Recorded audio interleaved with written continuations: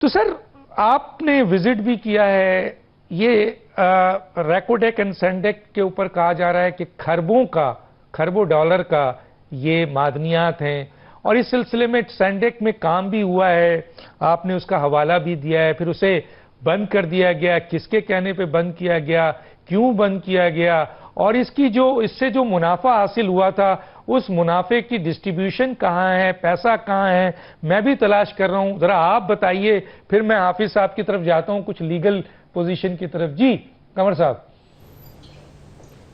Doctor साहब, बिल्कुल आपने सही बात कही है और आज बड़ा अच्छा प्रोग्राम किया आपने, जिसमें दो इशू हैं। एक तो मादनियात का इशू आपने पेश किया है और दूसरा नहरी मसाइल की आपने पेश किए हैं।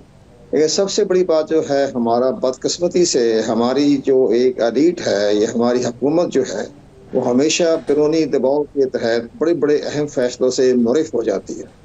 मैंने खुद अपना चश्मदीद वाक़या देखा है कानून में। वो उसमें ये था कि जब ये रैकोटेक तो बाद की पैदावार है, रैकोटेक तो बहुत बड़ा प्रोजेक्ट है, उसके सैंडेक प्रोजेक्ट के मुकाबले में रैकोटेक बहुत बड़ा प्रोजेक्ट है। मैंने जब सैंडेक प्रोजेक्ट के बारे में हमने बहुत पढ़ा, सुना, देखा, तो मेरी पोस्टिंग थी बलूचिस्तान में, तो मैंने पहला विजिट रखा कि मैं सैंडेक प्रोजेक्ट को देखूं। वो तफ्तान के साथ ही है ये। इसके पीछे बड़ी बैकग्राउंड में इसमें अल्लाह की बहुत बड़ी रहमतें इसके अंदर, बड़ी कमाल की बात है। वो सब बात ये थी, जब हमने ईरान को, जो हमने 600 या 500 400, आज तो नहीं पता चला हमने ईरान को कितने गांव दिए हैं 62 63 में या 64 में। तो खुदा का शुक्र करें कि बिल्कुल तफ्तान के साथ हलाका था ये सैंडेक प्रोजेक्ट, ही बच गया, वरना ये भी भुट्टो साहब ने इनको ईरान को दे देना था, पता नहीं चला। जगह से पहाड़ी रास्ता था। वो लोगों ने मुझे बताया कि खुदा ने बचा लिया, ये तो ईरान को जा रहा था, बिल्कुल ईरान के बॉर्डर के साथ ही है सैंडेक प्रोजेक्ट।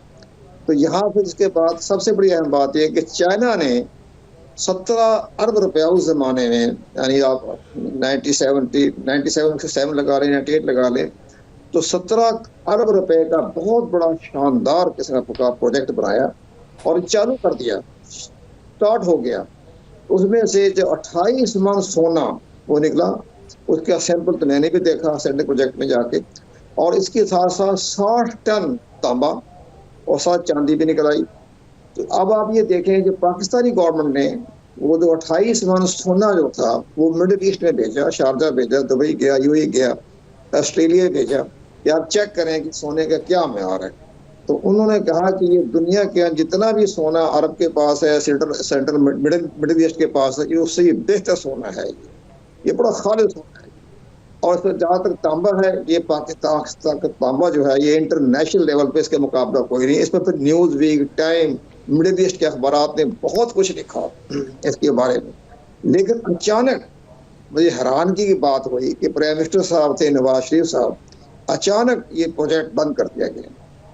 जब मैंने विजिट किया उसमें बंद था वो, तो उन्होंने वो वहाँ 50-60 स्टाफ बैठा हुआ था, उन्होंने कहा ये बंद हो गया है, ये आप देख रहे। तो मैंने 6-7 घंटे में सारा विजिट किया। वो पहाड़ भी मैंने देखे कि पहाड़ों को तराश करके इस अंदाज से उनको बाकायदा भट्टी में पिघलाया गया, और जैसा सोना निकल रहा था, जैसा गन्ने का रस निकलता है गुड़ बनने के लिए, इसी तरह का सोना निकलता रहा, चांदी निकलती रही, तांबा निकलता रहा।